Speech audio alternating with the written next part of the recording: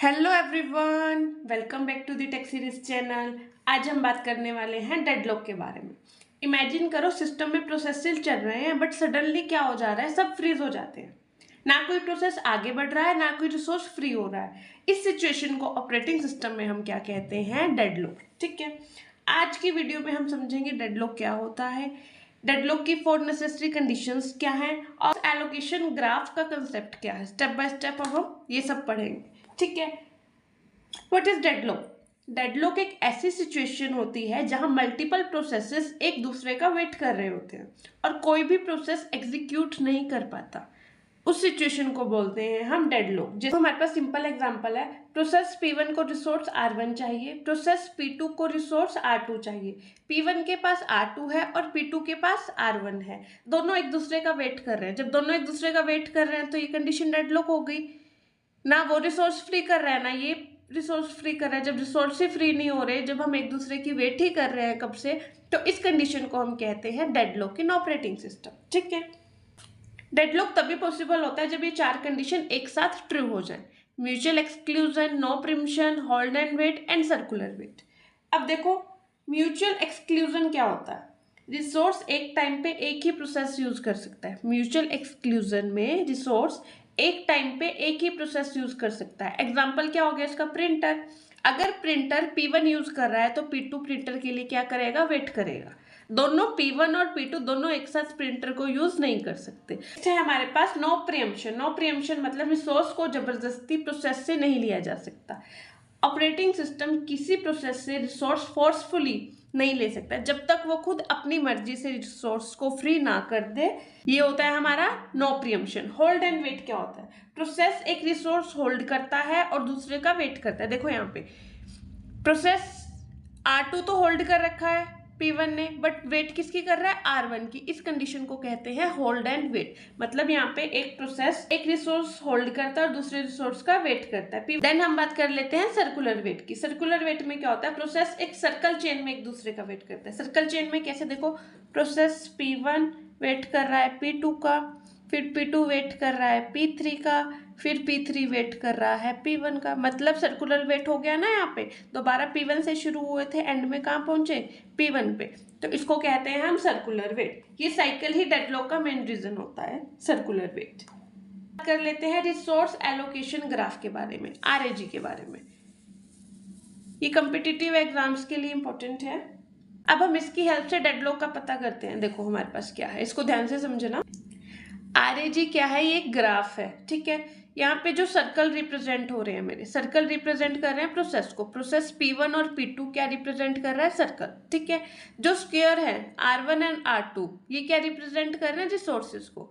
P1 P2 मेरे यहाँ पे 2 प्रोसेसेस हैं और R1 R2 यहाँ पे क्या है? रिसोर्सेज हैं। अब देखो एज टाइप, देखो 2 तरह की एज होती है हमारे पास। ठीक है, एक रिक्वेस्ट एज होती है, एक एलोकेशन एज होती है। जब किसी प्रोसेस की एज एरो रिसोर्स की तरफ जाती है तो उसको कहते हैं रिक्वेस्ट एज। जैसे प्रोसेस P1 की एज कहाँ जा रही है? R2 पे, तो इसको कहूंगी मैं रिक्वेस्ट। ठीक है, और किसी प्रोसेस की जा रही है, यहाँ पे देखो P2 की एज कहाँ पे जा रही है? R1 पे, इसको भी क्या कहूंगी मैं? Request edge. मतलब P2 को R1 रिसोर्स चाहिए, यहाँ पे P1 को R2 रिसोर्स चाहिए। ठीक है, एलोकेशन एज क्या होती है? एलोकेशन एज में रिसोर्स किसकी तरफ जाता है? प्रोसेस की तरफ। देखो एलोकेशन एज में देखो, रिसोर्स से P2 जा रहा है, रिसोर्स से प्रोसेस जा रहा है, इसको कहेंगे हम एलोकेट। मतलब P2 के पास ऑलरेडी R2 रिसोर्स है बट वो किसकी वेट कर रहा है? R1 की।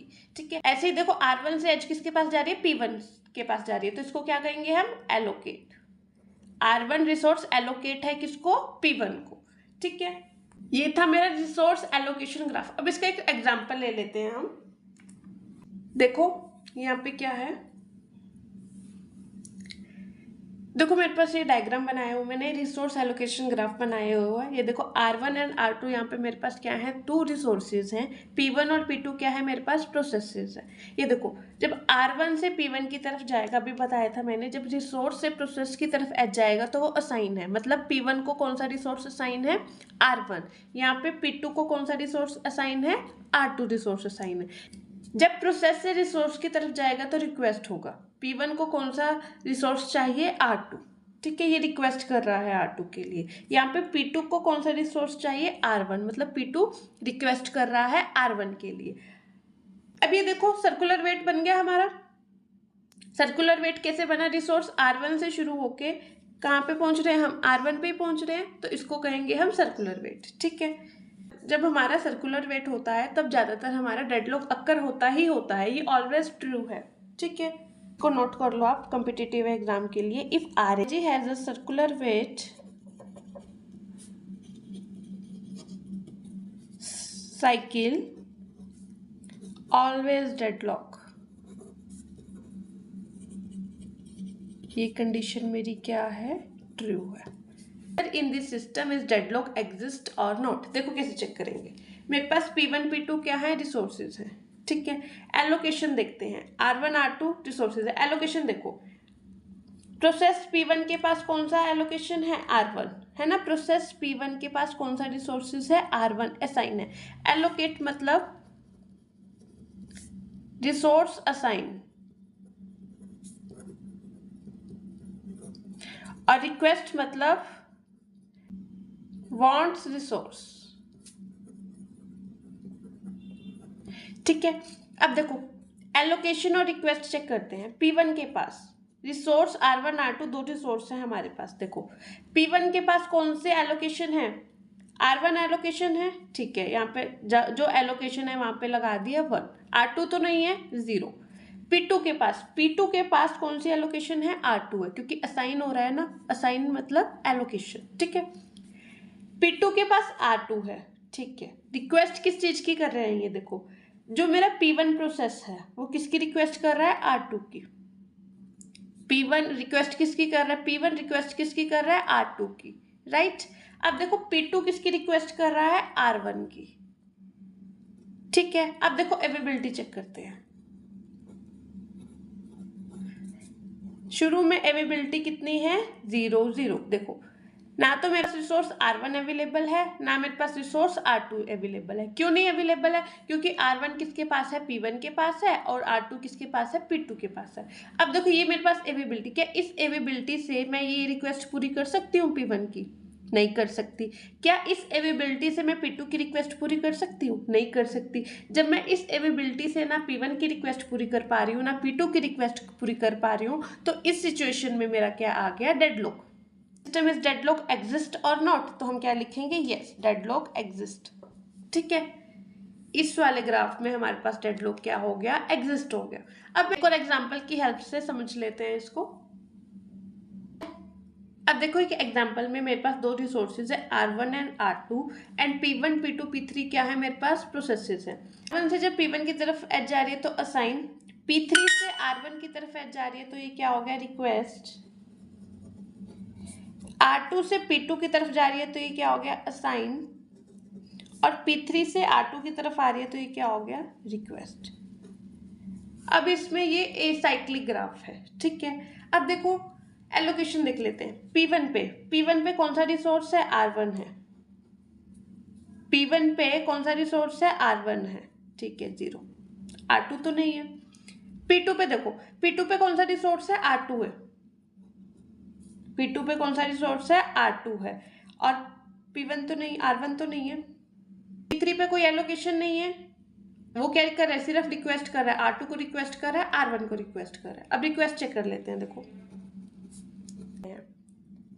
P1 प्रोसेस किसी चीज की रिक्वेस्ट कर रहा है, नहीं कर रहा, ना R1 की कर रहा है, ना R2 की कर रहा है P1, ठीक है। प्रोसेस P2 चेक करो, P2 किसी चीज की रिक्वेस्ट कर रहा है, ना R1 की कर रहा है, ना R2 की कर रहा है, ओके। P3 चेक करो, P3 चेक कर रहा है, हाँ P3 किसकी रिक्वेस्ट कर रहा है, R1 की और R2 की। ये मेरे रिक्वेस्ट टेबल हो गया। अवेलेबिलिटी मेरे पास क्या है, 0 0, क्योंकि R1 प्रोसेस किसके पास है, P1 के पास है, और R2 प्रोसेस किसके पास है, P2 के पास है। अब देखो क्या मैं इस अवेलेबिलिटी से P1 की रिक्वेस्ट पूरी कर सकती हूँ, यस कर सकती हूँ। P2 की कर सकती हूँ, कर सकती हूँ। देखो जब मैं इस अवेलेबिलिटी से, क्योंकि इसकी रिक्वेस्ट ही कुछ नहीं है, ये जब मैं इसकी रिक्वेस्ट पूरी कर दूंगी तो ये अपने जो एलोकेशन है वो रिसोर्सेज फ्री कर देगा। बैंकर एल्गोरिथम लग रहा है यहाँ पे। बैंकर एल्गोरिथम भी मैं आपको नेक्स्ट वीडियो में बड़े अच्छे से समझा दूंगी।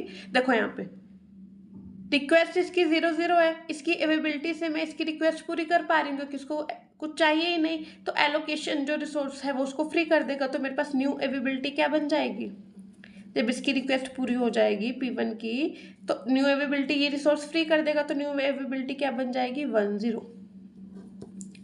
ठीक है, अब P2 की भी रिक्वेस्ट पूरी हो जाएगी तो ये भी अपने रिसोर्स फ्री कर देगा, तो न्यू अवेलेबिलिटी अगेन क्या बन जाएगी 1 ठीक है। अब देखो 1 की अवेलेबिलिटी से मैं P3 की रिक्वेस्ट पूरी कर पाऊंगी क्योंकि रिक्वेस्ट क्या चाहिए R1 R2 1 चाहिए, तो न्यू अवेलेबिलिटी से मैं P3 की भी रिक्वेस्ट कंप्लीट कर पाऊंगी। तो इस सिचुएशन में नो डेडलॉक, डेडलॉक नहीं अकर हुआ। देखो ये मेरा एसाइक्लिक ग्राफ था, तो यहाँ पे क्या आएगा, if RAG has a no cycle then no deadlock, true. ठीक है, जब मेरे पास सिंगल इंस्टांस में एसाइक्लिक आता है तो उसमें डेडलॉक अक्कर नहीं होता, जब मेरे पास सर्कुलर वेट आता है तो उसमें डेडलॉक अक्कर होता है, ये ट्रू है। मैंने आपको सर्कुलर वेट का भी बता दिया और एसाइक्लिक का भी बता दिया, रिसोर्स एलोकेशन ग्राफ की डेडलॉक कैसे हम फाइंड आउट करते हैं। ठीक है, आज के लिए इतना ही। Thank you everyone, do not forget to subscribe my YouTube channel for more such videos.